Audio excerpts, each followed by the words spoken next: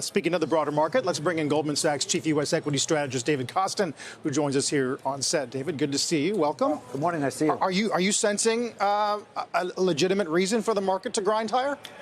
Well, near term, there is some concern about the tariff uncertainty, but people are generally optimistic on the prospect that that's going to be resolved in a positive way. And so longer term, our expectation is the market rises maybe 9% or so, high single digit, maybe 10% when you include dividends over the next year. But near term, there's some uncertainty, and not surprising, the market has rebounded pretty significantly off of its low in early April. Are you looking for the hard data to start to reflect the weak soft data of the last month or two? Well, the equity market traditionally trades more on the soft data than on the hard data. And the expectation is that we've had a weak bout of soft data. Maybe some of that may be turning. So I referenced the small business optimism as an example, sort of surveys. But the hard data is expected to weaken in the next, our economics team is expecting that to be weak in the next sort of month or so. If we sit here today in the mid part of June, you look out over the next sort of month to 2 months, we still have some uncertainty on that extension of the tariff. That delayed implementation goes through the early part of July.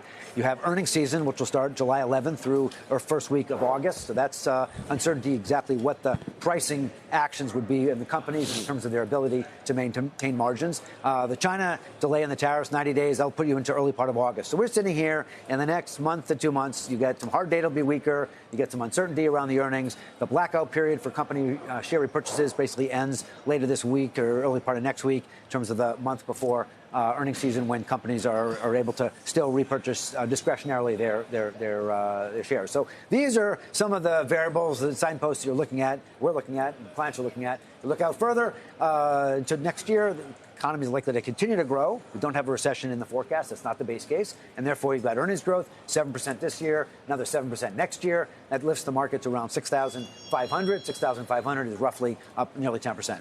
That's kind of the framework as we talk about it with clients. So where do you think tariff rate? We're kind of under a month here into the 90-day deadline to make a bunch of trade deals, and we haven't seen much on that front, the UK. So how do you factor in what that's going to do to margins? So when we think about it from a level perspective, the margins, effective margins in the United States averaged around 3% last year, and our economics team is modeling in something around 16% this, well, really into once those get implemented, probably 16%, about a 13% effective tariff increase. Rate. That's the effective tariff rate. So what do you do as a fund manager? One of the things we talk about with clients is around companies that have been able to generate high and stable gross margins. And so the idea, Sarah, would be those companies who have demonstrated over the past decade their ability to maintain those high margins. So you look at some of the companies, Kroger is an example of a company who's done that.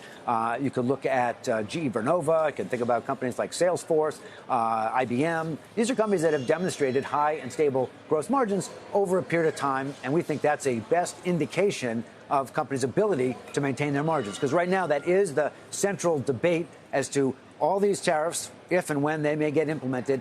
How are they going to be? Who's going to pay for them? Is it going to be the supplier? Is it going to be the company who's going to absorb that? Is it going to be the ultimate consumer? And that is a subject of some debate. Different companies, of course, have different leverage and power in terms of pricing perspective. I mean, I just keep highlighting retail because traditionally you would pass that on to the consumer, but this is not a consumer environment for a lot of retailers where they can do that.